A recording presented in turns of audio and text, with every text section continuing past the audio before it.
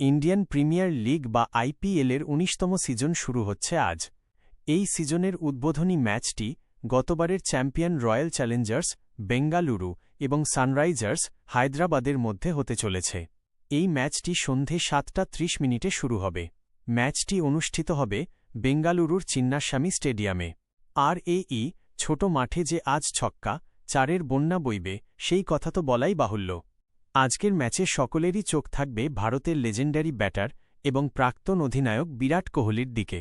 অনেক দিনে বাদে মাঠে ফিরছেন ২২ গজের কিং, তাই তাঁর ফ্যানেরা আজ অবশ্যই চোখ রাখবেন টিভির পর্দায়। ওদিকে আবার তরুণ মুখ ঈশান কিষান আজ সানরাইজার্সের অধিনায়কের দায়িত্ব নিয়ে মাঠে নামবেন, তাই এই উইকেট কিপার ব্যাটারের দিকেও আলাদা করে নজর থাকবে সকলের। আসলে সানরাইজার্সের অধিনায়কের দায়িত্ব সামলানোর কথা ছিল প্যাট কামিন্সের, তবে তিনি চোট পেয়েছেন, তাই তাঁর জায়গায় ঈশান কিষান অধিনায়কত্ব করবেন।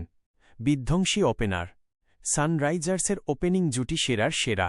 দুই বিধ্বংসী ব্যাটার অভিষেক শর্মা এবং ট্র্যাভিস হেড মিলে শুরু করবেন, তারপর নামবেন ঈশান। তিনজনই একবার মার শুরু করলে আর থামেন না, চালাতেই থাকেন ব্যাট। তাই আজ সানরাইজার্সের ইনিংসে ছক্কা চারের বন্যা দেখার আশঙ্কা করছেন ক্রিকেট প্রেমীরা। বদলা নিতে চাইবে আরসিবি।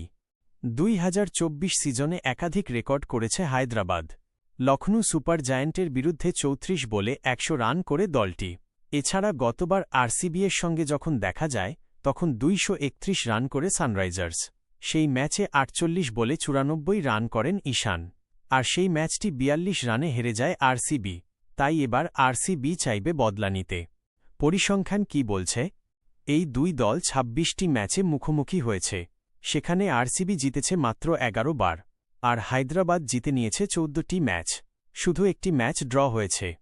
কে থাকতে পারেন আজকের আরসিবির সম্ভাব্য ১২তে?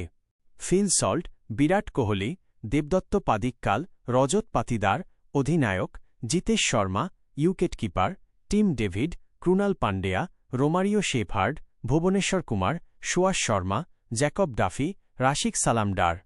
কে থাকতে পারেন আজকের এসআরএইচের সম্ভাব্য ১২তে? অভিষেক শর্মা, ট্রাভিস হেড, ঈশান কিষান অধিনায়ক এবং wicket keeper, Heinrich Klaasen, Nitish Kumar Reddy, Liam Livingstone, Aniket Verma, Harshal Patel, Jaydev Unadkat, Brydon Carse, Shivam Mavi ও জিশান আনসারি।